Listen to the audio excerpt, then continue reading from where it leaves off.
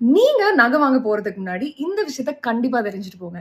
Welcome to episode 1 of knowing your jewellery basics. 18 carat, 22 carat and 24 carat. இது மூணும் நம்ம நிறைய கேள்விப்பட்டிருப்போம். ஆனா அதுக்கு என்ன டிஃபரன்ஸ் அப்படின்னு தெரியலையா? ஸோ கேரட் அப்படிங்கிறது ஒரு கோல்டோட பியூரிட்டி, அதாவது உங்க தங்கம் எவ்வளவு சுத்தமா இருக்கு அப்படின்னு மெஷர் பண்ற ஒரு யூனிட்.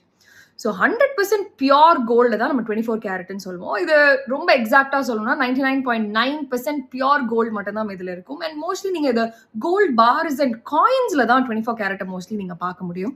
இதோட next category is 22 carat and இதுல கோல்டோட ப்ரொபோர்ஷன் இஸ் அரௌண்ட் 91.6%. இதுல இருக்கிற இந்த ரிமைனிங் 8.4% வந்து is mostly copper, silver R other alloy metals. And ஏன் இதுல மற்ற மெட்டல்ஸ் நம்ம கலக்கிறோம் அப்படின்னா, ஒரு நகை பண்றப்போ we will bend it, beat it or even cast the gold.